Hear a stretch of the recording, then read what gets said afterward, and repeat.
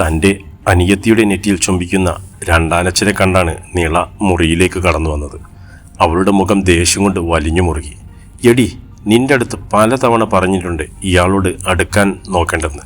സ്നേഹം നടിച്ച് ഞങ്ങളെ വശത്താക്കാൻ നിങ്ങൾ എത്ര ശ്രമിച്ചാലും ഞങ്ങളുടെ സ്വന്തം അച്ഛനാകാൻ ഒരിക്കലും പറ്റില്ല. നിങ്ങളൊന്നും രണ്ടാനച്ഛൻ മാത്രമായിരിക്കും. രണ്ടാനച്ഛൻ എന്ന വാക്ക് അയാളുടെ കണ്ണുകൾ നിറച്ചു. നിളയോട് മറുപടിയൊന്നും പറയാതെ അയാൾ മുറിക്ക് പുറത്തിറങ്ങിയപ്പോൾ ഇതെല്ലാം കേട്ടുകൊണ്ട് അയാളുടെ ഭാര്യ സോഫയിലിരുന്ന് നിശബ്ദം കരയുന്നുണ്ട്. എടോ, താൻ വിഷമിക്കാതെ, എപ്പോഴെങ്കിലും നിളമോൾക്ക് എന്നെ അംഗീകരിക്കാൻ കഴിയും. അയാൾ ഭാര്യയെ സമാധാനപ്പെടുത്താൻ ശ്രമിച്ചു. ഇത്തരം പ്രശ്നങ്ങൾ ഈ വീട്ടിൽ അരങ്ങേറാൻ തുടങ്ങിയിട്ട് 7 വർഷത്തെ പഴക്കം വന്നിട്ടുണ്ട്. കൃത്യമായി പറഞ്ഞാൽ 7 വർഷങ്ങൾക്ക് മുൻപാണ് ഭർത്താവ് മരിച്ചുപോയ മീര എന്ന സ്ത്രീയെയും അവരുടെ 2 പെൺമക്കളെയും ജീവിതത്തിലേക്ക് താൻ കൊണ്ടുവരുന്നത്. തൻ്റേതു ആദ്യത്തെ വിവാഹമായിരുന്നുവെങ്കിലും സ്വന്തം മക്കളായി കണ്ടെത്തുന്ന കൊണ്ട് തന്നെ നിളയെയും നിമയെയും താൻ സ്നേഹിച്ചു. നിളമോൾക്ക് തന്നെ അച്ഛനായി അംഗീകരിക്കാൻ ഇന്നേ വരെ സാധിച്ചിട്ടില്ലെന്നും തനിക്ക് നല്ല ബോധ്യമുണ്ട്. നിമമോൾക്ക് 5 വയസ്സാകുന്നതിന് മുൻപേ ആണ് താൻ മീരയെ വിവാഹം ചെയ്യുന്നത്. അതെന്തായാലും നന്നായെന്ന് തനിക്ക് പലപ്പോഴും തോന്നിയിട്ടുണ്ട്. അവൾക്ക് ബുദ്ധിയുറച്ച പ്രായം മുതൽ അച്ഛനെന്ന് വിളിച്ചത് തന്നെയാണ്. അതുകൊണ്ട് തന്നെ രണ്ടാനച്ഛനെന്ന പട്ടം അവൾ ഒരിക്കലും തനിക്ക് തന്നിട്ടില്ല. സോഫയിലേക്ക് ചാരിയിരുന്ന് കഴിഞ്ഞ കാലങ്ങളെപ്പറ്റി അയാൾ ഓർത്തു. വാതിൽ ഉറക്കെ കൊട്ടിയടച്ചുകൊണ്ട് തന്നെയൊന്ന് നോക്കുക പോലുമില്ലാതെ പടി കടന്നു പോകുന്ന നിളയെ അയാൾ വേദനയോടെ നോക്കിയിരുന്നു. ഏട്ടാ, വൈകിട്ട് അമ്മ വിളിച്ചിരുന്നോ? അച്ഛന് തീരെ വയ്യെന്ന് ആസ്പത്രിയിലേക്കുള്ള ദിവസേനയുള്ള പോക്കും പാടത്തെ പണിക്കാർക്ക് ഭക്ഷണം കൊടുക്കലും അങ്ങനെ എല്ലാം കൂടി അമ്മയ്ക്ക് തനിയെ പറ്റണില്ലെന്ന് പറയണേ. എന്നോട് കുറച്ച് ദിവസം അവിടെ വന്ന് നിൽക്കാൻ പറ്റുമോ എന്ന് അമ്മ ചോദിച്ചു. എന്താ ഞാൻ ചെയ്യുക? നിളയ്ക്ക് 3ാം സെമസ്റ്റർ പരീക്ഷ ആവാറായിട്ടുണ്ട്. നിമമോൾക്കും ഒരുപാട് ദിവസമൊന്നും സ്കൂളിൽ ലീവ് എടുക്കാൻ പറ്റില്ലല്ലോ.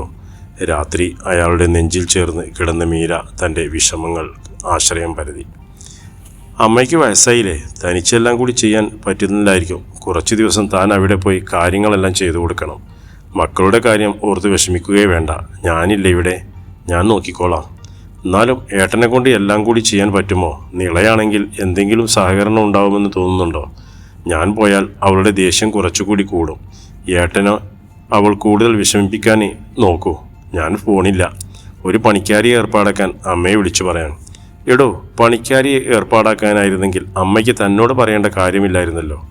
മകളുടെ സാമീപ്യം കൊതിച്ചിട്ടാവും ആ പാവം തന്നെ വിളിക്കണേ. ഇനി ഇക്കാര്യത്തിൽ തർക്കമില്ല. എൻ്റെ ഭാര്യ നാളെ നാട്ടിലേക്ക് പോകുന്നു. ശരി, നാളെ ഉച്ചയ്ക്ക് ഇറങ്ങാം. മക്കളെ പറഞ്ഞ് മനസ്സിലാക്കാനാ പാട്. നിളയുടെ കാര്യം ഓർക്കുമ്പോൾ ചെറിയ ടെൻഷനുണ്ട്. താൻ ടെൻഷനാകുകയേ വേണ്ട. ഇവിടുത്തെ കാര്യങ്ങൾ ഞാൻ നോക്കിക്കോളാം. മീരയെ തന്നോട് ചേർത്ത് പിടിച്ച് അയാൾ നെറുകയിൽ ചുംബിച്ചു. അവിടെ പോയാൽ ഈ നെഞ്ചിലെ ചൂട് ഞാൻ മിസ് ചെയ്യും ഏട്ടാ. മീര കുറച്ചുകൂടി തീവ്രമായി അയാളെ പുണർന്നുകൊണ്ട് കിടന്നു. ഇരുവരുടെയും കണ്ണുകൾ നിറഞ്ഞിരുന്നു. അത്രമേൽ ആയത്തിൽ പരസ്പരം പ്രണയിക്കുന്നവരാണ് ഇരുവരും. ഇടയ്ക്കെല്ലാം നിമമോൾക്ക് കണ്ണെഴുതി കൊടുക്കുന്നതോടൊപ്പം മീരയ്ക്കും അയാൾ കണ്ണെഴുതി കൊടുക്കാറുണ്ട്. നിളയ്ക്ക് ഇത്തരം കാഴ്ചകളൊന്നും കണ്ടാൽ ഇഷ്ടപ്പെടാറില്ല. തങ്ങളുടെ ആരുമല്ലാത്ത ഒരാൾ തൻ്റെ അമ്മയെയും അനുജത്തിയെയും ഇത്രമേൽ സ്വാധീനിക്കേണ്ട കാര്യമില്ലെന്ന് അവളുടെ പക്ഷം. അടുത്ത ദിവസം രാവിലെ തന്നെ നാട്ടിലേക്ക് പോവുകയാണെന്ന കാര്യം മീര മക്കളോട് അവതരിപ്പിച്ചു. അമ്മയെ കുറച്ച് ദിവസം കാണാൻ പറ്റാത്തതിൻ്റെ വിഷമം മാറ്റി നിർത്തിയാൽ നിമമോൾക്ക് അച്ഛൻ്റെ അടുത്ത് നിൽക്കാൻ സന്തോഷമേ ഉണ്ടായിരുന്നുള്ളൂ. പ്രശ്നം മുഴുവൻ നിളയ്ക്കായിരുന്നു. അച്ഛനൊപ്പം തനിച്ച് നിൽക്കാൻ പറ്റില്ലെന്ന് അവൾ തീർത്തും പറഞ്ഞു. അവളുടെ കുറച്ച് ദേഷ്യപ്പെട്ടിട്ടാണെങ്കിലും മീര പോകാൻ തന്നെ തീരുമാനിച്ചു. വൈകിട്ട് ക്ലാസ് കഴിഞ്ഞ് മക്കൾ വരുമ്പോൾ മീര വീട്ടിലില്ലായിരുന്നു. അമ്മ പോയ അച്ഛേ? നിമ അച്ഛൻ്റെ അരികിൽ വന്നിരുന്നു. അമ്മ ഉച്ചയ്ക്കുള്ള ട്രെയിനിൽ പോയിടാ. മക്കൾക്ക് കഴിക്കാനുള്ളത് മേശമേലെടുത്ത് വെച്ചിട്ടുണ്ട്. കുളിച്ചിട്ട് വായോ, നമുക്ക് ചായ കുടിക്കാം. നിമമോളെ തൻ്റെ അടുത്തേക്ക് ചേർത്തിരുത്തിക്കൊണ്ട് അയാൾ പറഞ്ഞു. നിമേ, ഇങ്ങോട്ട് വരുന്നുണ്ടോ നീ? നിളയുടെ ഒച്ചയുയർന്നു. അച്ഛനെ ദയനീയമായി നോക്കിക്കൊണ്ട് നിമമോൾ നിളയ്ക്കൊപ്പം മുറിയിലേക്ക് പോയി. അയാളുണ്ടാക്കിയ രാത്രി ഭക്ഷണവും നിള കഴിച്ചില്ല. അമ്മ പോയതിനുള്ള പ്രതിഷേധം ഭക്ഷണത്തിനോടും അവൾ പ്രകടിപ്പിച്ചു. ഞാനിന്ന് അച്ഛയുടെ കൂടെ കിടന്നോട്ടെ. അമ്മയില്ലാത്ത കാരണം കിടന്നിട്ട് ഉറക്കം വരുന്നില്ല. രാത്രിയിൽ പതിവുള്ള പുസ്തകവായനയിലായിരുന്ന അയാൾ നിമയുടെ ചോദ്യം കേട്ട് പുസ്തകം മടക്കി വെച്ച് അയാൾ അവളെ അടുത്തേക്ക് വിളിച്ചു. വാത്സല്യത്തോടെ മുടിയിൽ തലോടി തുടങ്ങി. നിമേ, നീ മുറിയിൽ വന്ന് കിടക്ക്. ഇവിടെ കിടക്കാൻ പറ്റില്ല. അതെന്താ ചേച്ചി? ഞാനിവിടെ കിടക്കാറുള്ളതല്ലേ. പിന്നെന്താ ഇപ്പോൾ കുഴപ്പം? ഞാനിന്ന് അച്ഛയുടെ കൂടെ കിടന്നുറങ്ങിക്കോളാം. ചേച്ചി പൊക്കോ. നിളയുടെ ദേഷ്യം കൂട്ടണ്ടെന്ന് വെച്ച് അയാൾ നിമയോട് അവരുടെ മുറിയിൽ പോയി കിടന്നോളാൻ ആവശ്യപ്പെട്ടു. പക്ഷേ എത്ര നിർബന്ധിച്ചിട്ടും അവൾ പോകാൻ സമ്മതിച്ചില്ല. അയാളുടെ വയറിൽ കൂടി കെട്ടിപ്പിടിച്ച് ദേഹത്ത് കാലെല്ലാം കയറ്റി വെച്ചപ്പോൾ നിമമോൾക്ക് കിടന്നുറക്കമായി. തന്നെ കുഞ്ഞിൻ്റെ നിഷ്കളമായ മുഖത്തേക്ക് വാത്സല്യത്തോടെ നോക്കിക്കൊണ്ട് അയാൾ ഏറെ നേരം കിടന്നു. രാവിലെ അടുക്കളയിൽ തിരക്കിട്ട പണിയിലായിരുന്നപ്പോഴാണ് അയാൾക്ക് മീരയുടെ കാൾ വരുന്നത്. അവിടുത്തെ കാര്യങ്ങൾ എന്തായി? നിള എന്തെങ്കിലും പ്രശ്നമുണ്ടാക്കിയോ ഏട്ടാ? എനിക്ക് ഇന്നലെ ഒരു സമാധാനവും ഇല്ലായിരുന്നു അവിടുത്തെ കാര്യങ്ങൾ ആലോചിച്ചിട്ട്. താൻ ടെൻഷൻ അടിക്കൊന്നും വേണ്ട ഭാര്യയെ. അവിടെ അച്ഛനെയും അമ്മയും ശ്രദ്ധിക്ക്. മക്കളുടെ കാര്യങ്ങളെല്ലാം നോക്കാൻ ഞാനില്ലേ. ഇന്നലെ നിമമോൾ എൻ്റെ അടുത്താണ് കിടന്നത് തന്നെ. കാണാതിരിക്കുന്നതിൻ്റെ വിഷമമുണ്ട് എല്ലാവർക്കും. അതല്ലാതെ ഇവിടെ എല്ലാം ഓക്കെയാണ്. ഇനിയിപ്പോൾ പെട്ടെന്ന് വരാൻ പറ്റില്ല. ഏട്ടനിന്ന് ന്യൂസ് കണ്ടില്ലേ? ഇവിടെ നല്ല മഴയാണ്. ചില സ്ഥലങ്ങളിൽ വെള്ളം കയറി തുടങ്ങിയെന്നാണ് പറയണേ. ഇന്നു മുതൽ ട്രെയിൻ സർവീസ് നിർത്തിവെക്കാൻ പോവാണെന്നൊക്കെ പറയുന്നുണ്ട്.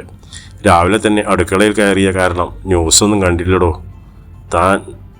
ഞാൻ തന്നെ കുറച്ച് കഴിഞ്ഞിട്ട് വിളിക്കാട്ടോ. നിമമോള് വിളിക്കുന്നുണ്ട്. എന്താ കാര്യമെന്ന് പോയി നോക്കട്ടെ. ബൈ. അയാൾ കാൾ കട്ട് ചെയ്ത് തിടുക്കപ്പെട്ട് മുറിയിലേക്ക് ചെല്ലുമ്പോൾ ബെഡിലിരുന്ന് കരയുകയാണ് നിമമോള്. നിള അവൾക്കരികെ നിൽക്കുന്നുണ്ട്. എന്ത് പറ്റി മോളെ? എന്തിനാ കരയണേ?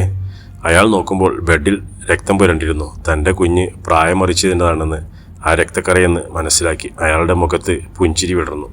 അയാൾ തൻ്റെ മകളെ ചേർത്ത് പിടിച്ച് നെറ്റിയിൽ ഉമ്മ വെച്ചു. മോളെ നിളെ, നോക്കി നിൽക്കാതെ പാഡും തുണിയെല്ലാം എടുത്ത് നിമമോളെ ബാത്റൂമിൽ കൊണ്ടുപോ. അച്ഛൻ അമ്മയെ വിളിച്ച് പറഞ്ഞിട്ട് വരാം. അയാൾ ഫോണെടുത്ത് പുറത്തേക്ക് ഇറങ്ങി. ഇനി ഞാനെന്താ ചെയ്യാട്ടാ? ഈ അവസ്ഥയിൽ മോളുടെ ഒപ്പം ഉണ്ടാവാതെ പറ്റില്ലല്ലോ. ഇവിടെ നിന്ന് ഇനി ട്രെയിനും ഇല്ല. എങ്ങനെയെങ്കിലും അവിടേക്ക് വരാമെന്ന് വിചാരിച്ചാൽ അച്ഛന് കുറച്ച് സീരിയസ് ആണ് അവസ്ഥ. ഹോസ്പിറ്റലിൽ നിന്നും വിളിച്ച് ഞങ്ങളോട് അങ്ങോട്ട് പോകാൻ തുടങ്ങുകയായിരുന്നു. അമ്മയെ ഇവിടെ തനിച്ചാക്കി വരാനും പറ്റില്ലല്ലോ. ഫോണിലൂടെ മീരയുടെ തേങ്ങൽ അയാൾ കേൾക്കുന്നുണ്ടായിരുന്നു. നിമമോളുടെ അമ്മ മാത്രമല്ലേ കൂടെയില്ലാത്തത്? അച്ഛൻ കൂടെ തന്നെയുണ്ട്. താൻ വിഷമിക്കാതിരിക്കെ. ഞാൻ കുറച്ച് കഴിഞ്ഞ് തന്നെ വിളിക്കാം.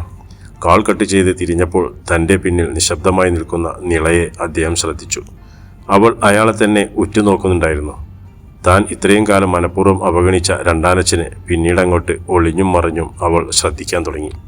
രണ്ടാനച്ഛനെന്ന വെറുക്കപ്പെട്ട ആളിൽ നിന്നും ഒരേ സമയം അച്ഛൻ്റെയും അമ്മയുടെയും പരിചരണം തൻ്റെ അനിയത്തിക്ക് ലഭിക്കുന്ന കാഴ്ചകൾക്ക് നിള സാക്ഷ്യം വഹിച്ചു. രക്തക്കറൻ പുരണ്ട കിടക്കവിരികളെല്ലാം കഴുകാൻ നനച്ചു വെച്ചതിന് ശേഷം അയാൾ നിമമോൾക്കരികിൽ വന്നിരുന്നു. തങ്ങളുടെ അച്ഛനില്ലാതിരുന്നിട്ടും ഒരറപ്പും കൂടാതെ ഇതെല്ലാം ചെയ്യുന്ന അയാളെ ഏറെ കൗതുകത്തോടെ നിള വീക്ഷിച്ചു. അന്നാദ്യമായി അയാളുടെ എല്ലാ പ്രവൃത്തികളും അവൾ ശ്രദ്ധയോടെ നോക്കിക്കൊണ്ടിരുന്നു. അച്ഛേ, എൻ്റെ കയ്യിലെല്ലാം മഞ്ഞൾ പുരട്ടി തരുന്നതെന്തിനാ? മുടി പുക കൊള്ളുന്നതും സ്വർണ്ണാഭരണങ്ങൾ ഇടുന്നതൊന്നും എനിക്ക് പതിയില്ലല്ലോ. പിന്നെന്തിനാ ഇതെല്ലാം എടുത്തു വെച്ചിക്കണേ? നിമമോളുടെ സംശയങ്ങൾക്കെല്ലാം മറുപടി പുഞ്ചിരിയിലൊതുക്കി അയാൾ അവളുടെ മുടിയിലെല്ലാം എണ്ണ പുരട്ടി കൊടുത്തു. നിളമോളെ ബാത്റൂമിൽ കൊണ്ടുപോയി ബാക്കി മഞ്ഞളെല്ലാം തേച്ച് കൊടുക്കട്ടോ. അച്ഛൻ പോയി കുറച്ചു നല്ലെണ്ണയും മധുരപലഹാരങ്ങളും വാങ്ങി വരാം. വാതിൽ കുറ്റിയിട്ടേക്ക്. അച്ഛൻ വന്നിട്ട് വിളിക്കുമ്പോൾ തുറന്നാൽ മതി. അയാൾ തിടുക്കപ്പെട്ട് കാറിൻ്റെ കീയും പേഴ്സും എടുത്ത് പുറത്തേക്ക് നടന്നു. മഴയെ വകവെക്കാതെ മുറ്റത്തേക്ക് ഇറങ്ങി. അച്ഛാ, ഇതാ കുട കൊണ്ടുപോ. നിളയുടെ ശബ്ദം കേട്ട് വിശ്വസിക്കാനാവാതെ അയാൾ തിരിഞ്ഞു നോക്കി. ഓർമ്മയിൽ ആദ്യമാണ് അവളുടെ ശബ്ദത്തിൽ അച്ഛനെന്ന വിളി കേൾക്കുന്നത്. മഴത്തുള്ളികൾക്കൊപ്പം അയാളുടെ കണ്ണീരും കവിളിലൂടെ ഒലിച്ചിറങ്ങി. മോള് അകത്ത് കയറി വാതിലടച്ചേക്ക്. അച്ഛൻ വേഗം വരാം. നിറക്കണ്ണുകളുടെ തൻ്റെ കയ്യിൽ നിന്നും കുട വാങ്ങി പുറത്തേക്ക് പോകുന്ന അയാളെ നോക്കി അവൾ അവിടെ തന്നെ നിന്നു. അയൽപക്കത്തുള്ള പ്രായമുള്ള സ്ത്രീകളെ വിളിച്ചു കൊണ്ടുവന്ന് മകളുടെ മറ്റു ചടങ്ങുകൾ അയാൾ ഭംഗിയായി തന്നെ ചെയ്തു. ചടങ്ങുകൾക്ക് വന്ന അയൽക്കാർക്ക് ഭക്ഷണം കൊടുക്കാനും മറ്റും കാര്യങ്ങൾക്കുമെല്ലാം ഓടി നടക്കുന്ന അയാളെ കാണുമ്പോഴെല്ലാം നിളയുടെ മനസ്സിൽ നിന്നും രണ്ടാനച്ഛൻ എന്ന വാക്ക് തുടച്ചു മാറ്റപ്പെടുകയായിരുന്നു. വീട്ടിലേക്ക് വന്ന തൻ്റെ കൂട്ടുകാർക്കൊപ്പം നിമമോളെ ഒരുക്കുന്നതിൻ്റെ ഇടയിലാണ് അയാൾ മുറിയിലേക്ക് തിരക്കിട്ട് വന്നത്. നിളമോളെ, ഇത് കുറച്ച് പുതിയ ആഭരണങ്ങളാണ്. പെട്ടെന്നുണ്ടായ കാര്യമല്ലേ, അതുകാരണം കൂടുതലൊന്നും വാങ്ങിക്കാൻ പറ്റിയില്ല. മോളിതെല്ലാം നിമമോൾക്ക് ഇട്ടുകൊടുക്ക്. ആഭരണങ്ങൾക്കിടയിൽ അടങ്ങിയ കവർ തൻ്റെ കയ്യിൽ വെച്ച് തരുമ്പോൾ അയാളുടെ കയ്യിലുണ്ടായിരുന്ന കൈച്ചെയിനും കഴുത്തിലെ മാലയും കാണാനില്ലെന്നും അവൾ ശ്രദ്ധിച്ചു. തൻ്റെ അനിയത്തിക്ക് വേണ്ടി അതെല്ലാം വിറ്റ് കാണുമെന്ന് നിളയ്ക്ക് മനസ്സിലായി. തൻ്റെ കൈവശം എല്ലാം തന്നിട്ട് തിരികെ പോകുന്ന അയാളെ അവൾ വിളിച്ചു. അച്ഛാ, ഒന്ന് നിന്നേ. ഫ്രണ്ട്സ്, നിങ്ങൾ എൻ്റെ അച്ഛനെ പരിചയപ്പെട്ടില്ലല്ലോ. ഇതാണ് എൻ്റെ അച്ഛൻ, ശിവശങ്കർ. ബാങ്ക് ക്ലർക്കാണ്. തന്നോട് ചേർന്ന് നിന്നുകൊണ്ട് സുഹൃത്തുക്കൾക്ക് തന്നെ പരിചയപ്പെടുത്തി കൊടുക്കുന്ന നിളയെ നിറക്കണ്ണുകളോടെ അയാൾ നോക്കി നിന്നു. ആ സമയം അവളുടെ കണ്ണിൽ സന്തോഷത്തിൻ്റെ തിളക്കമായിരുന്നു അലയടിച്ചിരുന്നത്. പുതുവസ്ത്രങ്ങളും ആഭരണങ്ങളും ധരിച്ചിരിക്കുന്ന നിമമോളെ കാണാൻ വേണ്ടി മീര വീഡിയോ കോൾ ചെയ്തു. അയാളോട് ചേർന്ന് ഇരുവശങ്ങളിലും ചിരിച്ചും കൊണ്ടിരിക്കുന്ന തൻ്റെ മക്കളെ കണ്ട് ഒരു നിമിഷം മീര മൗനമായി അവരെ നോക്കിയിരുന്നു. പിന്നീട് അവരിൽ നിന്നൊരു തേങ്ങൽ ഉയർന്നു വന്നത് കേട്ട് 3 പേരുടെയും കണ്ണുകൾ നിറഞ്ഞൊഴുകി. താൻ ഇത്രയും വർഷം കാത്തിരുന്നത് നിള അദ്ദേഹത്തിൻ്റെ അച്ഛനായി അംഗീകരിക്കുന്ന ആ ദിവസത്തിന് വേണ്ടിയായിരുന്നു. ഇന്ന് അതും സംഭവിച്ചു. തൻ്റെ മക്കൾ അച്ഛനെ കണിൽ ചേർന്നിരിക്കുന്നത് കാണാൻ ഭാഗ്യം ലഭിച്ചു. അവരുടെ കണ്ണുകൾ നിറഞ്ഞൊഴുകി. ദിവസങ്ങൾക്കപ്പുറം ആ വീടൊരു സ്വർഗമാവുകയായിരുന്നു. മീരയുടെയും 2 മക്കളുടെയും കണ്ണുകൾ എഴുതി കൊടുക്കുകയായിരുന്ന അവരുടെ അച്ഛൻ നിലയുടെ കണ്ണുകൾ നിറയുന്നത് കണ്ട് അയാൾ അവളെ തന്നോട് ചേർത്ത് പിടിച്ച് ആ കണ്ണുകൾ തുടച്ചു കൊടുത്തു. താനിപ്പോൾ കണ്ടുകൊണ്ടിരിക്കുന്നതാണ് ഈ ജീവിതത്തിൽ ഏറ്റവും മനോഹരമായ കാഴ്ചയെന്ന് അവൾക്ക് തോന്നിപ്പോയി. ഇതാണ് എൻ്റെ അച്ഛൻ, എൻ്റെ സ്വന്തം അച്ഛൻ.